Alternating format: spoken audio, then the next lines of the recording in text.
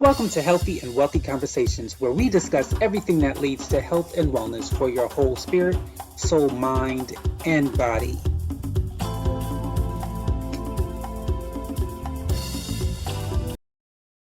Hi, thank you for watching another episode of Healthy and Wealthy Conversations. Today's conversation is with Tracy Shawn. Let's get the show started. Okay, so you are, I guess you can say, an expert on anxiety as far as preventing it and dealing with it. How did you, because I'm sure no one as a child says, this is what I want to do when I grow up. How did you get to this point in your life? That's a good question. Thank you. You know, the only way I'm an expert on it, Casey, is that I've lived with it, that I've had debilitating anxiety. I do have a master's in clinical psychology. I'm not licensed, though. I thin-skinned to get licensed. Everyone's promise just went poof, right in there and increased the anxiety. So I didn't feel like I was going to serve potential clients as well, although I did work as an intern. So that is the most part of why I'm an expert, though, a so-called expert, is that I've lived through it and I've done a ton of research writing articles about it. So if you don't mind talking about maybe an experience or two that caused you to begin to live with anxiety, and how did you get to the point of, how do I say, because when we get to the point of acknowledging we have a problem, not everyone gets there. Not everyone admits it, or some people just, their lack of knowledge, they really don't know. So how did you get to this point to where you knew you not only had a problem, you had to do something about it? I got to that point because it was so unrelenting. I think a lot of people with anxiety would really relate to the what if questions, and what they became is not questions in my mind. They could be so far out, but because I could imagine a what if horrible worst case scenario, I thought that could happen.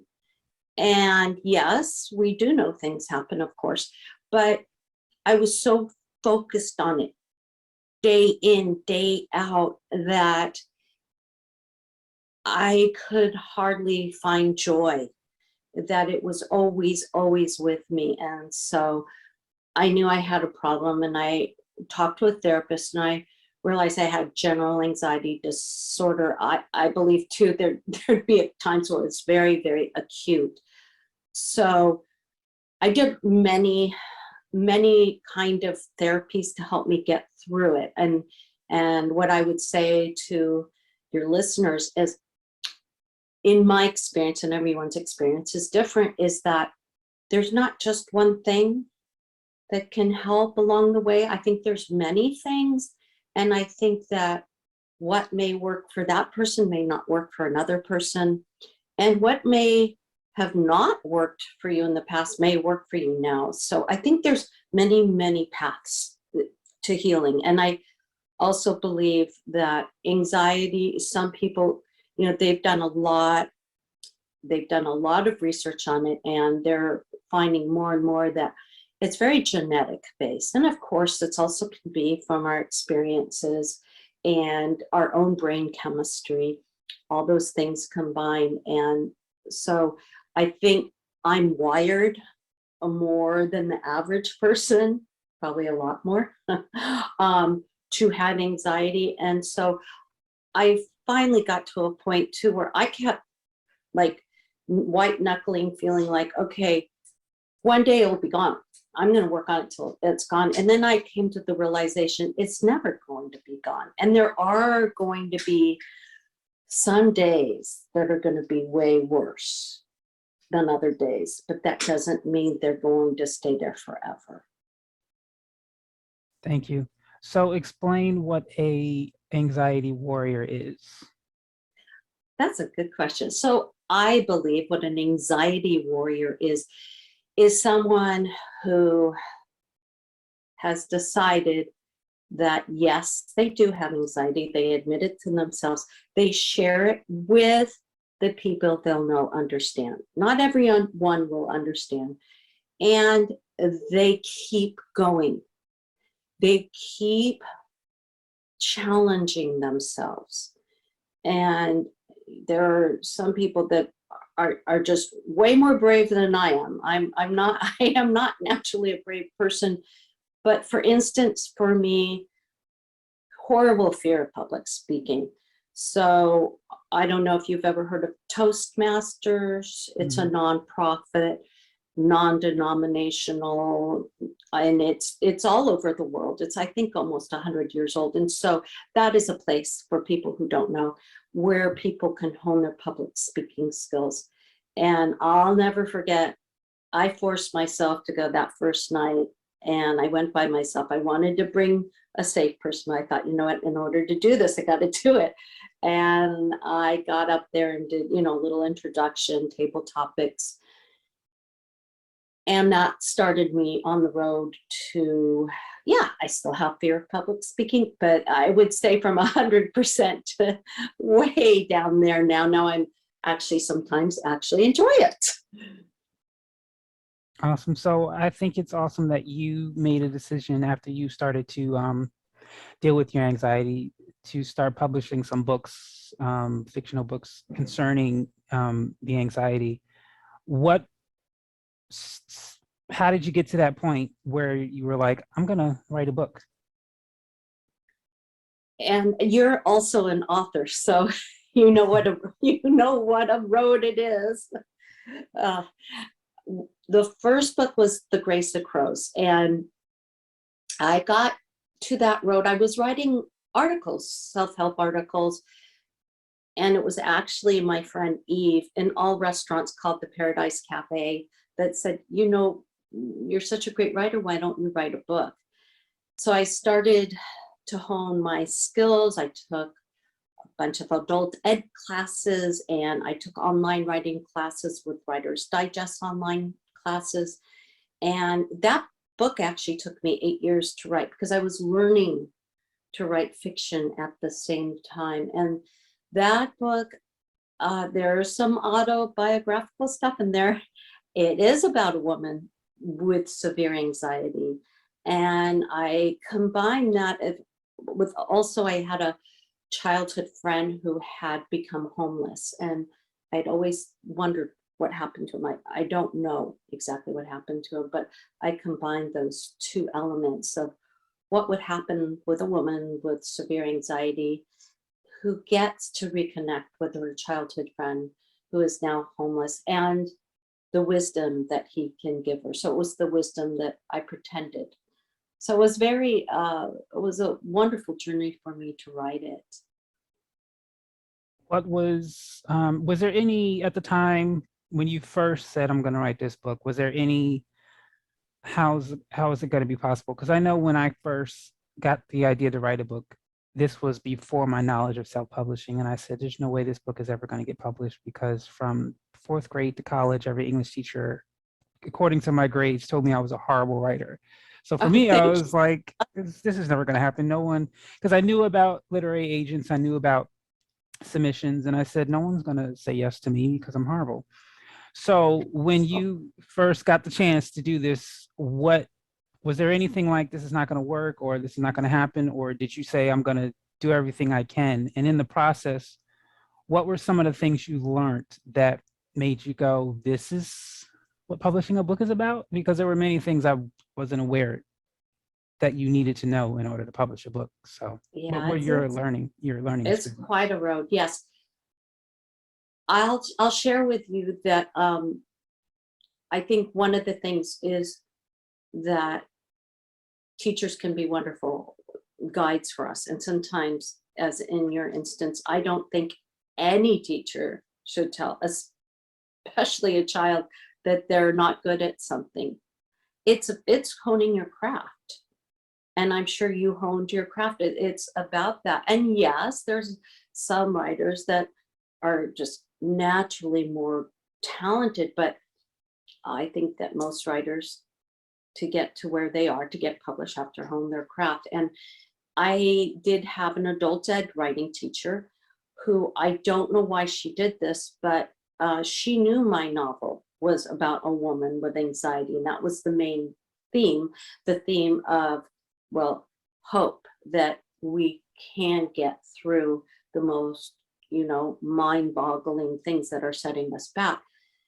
But she said in front of the whole class, no, you can't write a whole novel about anxiety, which I thought was such a broad and strange thing to say to her student who was writing this, right? Making this claim. So I, on break, talked to another student and I thought, I don't need to be here anymore.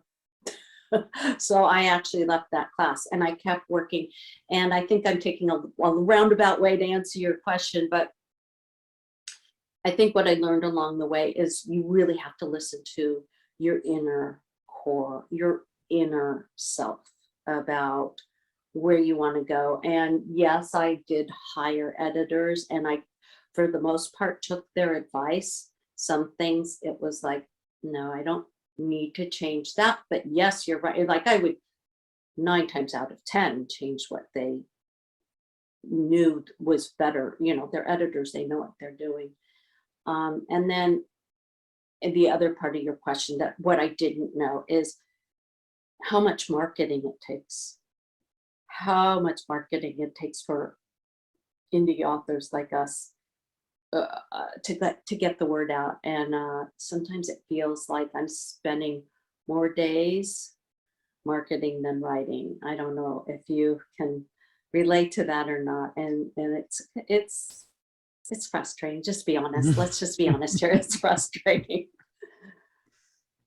I definitely do not enjoy, well, depending on what I'm doing, most of the marketing and advertising I do, I don't enjoy it. And it's not something I care to do. And one of the things I learned, which was obviously times have changed. I know back in like the 1800s, early 1900s, when they published books, the author didn't have much to do with the marketing. Right. And I remember contacting a PR firm. And I was like, I would like, to see your prices. And the first thing they asked was, well, first tell us all the things you're going to do to help us. And I'm thinking, I'm going to pay you. Yeah, there you go. That's what there. I'm going to do. And I way didn't, more, yeah, than, and I yeah. now today, whether it's PR, advertising, or marketing, if you hire someone, they're still expecting you to help. And that's the one thing I'm like, then why am I paying you if I'm supposed to help you? Right. So that's one of the things I had to learn, was that you still have to do your part in helping the sale of your book.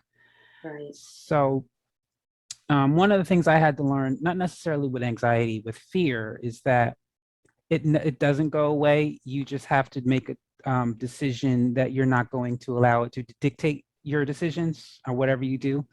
Yes. And Yes. one of the things, like even recently, I just contacted some celebrities to come on a show I'm putting together. And I originally did not do it because I thought to myself, well, first of all, they're never going to see it. And if they do see it, they're going to say no. And I chose to do it anyways, just so I can let fear know you're not going to dictate what I do. Whether there's a good result or bad result, I'm still going to do it. So with anxiety, I'm sure it's the same way. For someone who's watching, whatever level of anxiety, because I know anxiety comes in levels. Yeah. What advice would you give someone to help them to take that first step into understanding that anxiety is not just going to say, okay, I'm bored with you, I'm going to find someone else, that you have to actually do something to get out of that state, and what can they start doing? So these are the tools I think I'll speak from personal experience that helped me. One is I actually saw it on an infomercial and I bought, it was back then, it was a long time ago. I bought, they were tapes, they were cassette tapes, and I bought a Walkman, and it's Lucinda Bassett from Panic to Power. And I learned something so powerful, was that I wasn't alone, that other people have really scary, bizarre fears, that they keep it locked inside.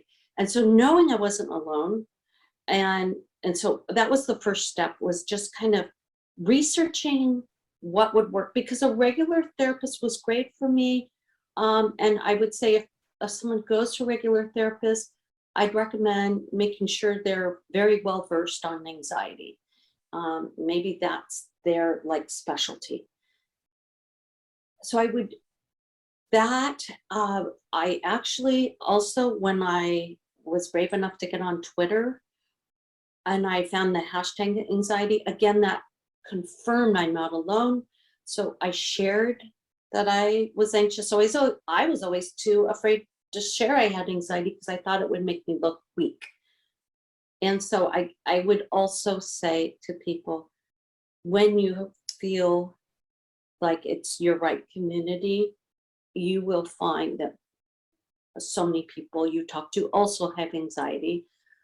And then I just think there's so many other things. You know, some people would go to therapists, cognitive behavioral therapy, knowing that you are not your thoughts. I think that so many people believe in that if you think something, you're going to make it happen. Well, come on. Anxious people are thinking horrible thoughts from thousands of years ago. We wouldn't be here if that were true. So just remind yourself of that, because then you just make the anxiety worse if you think, oh, I'm going to think about it now, it's going to happen. No, just take it from me. No. And then, you know, there's just everyday things you can do too.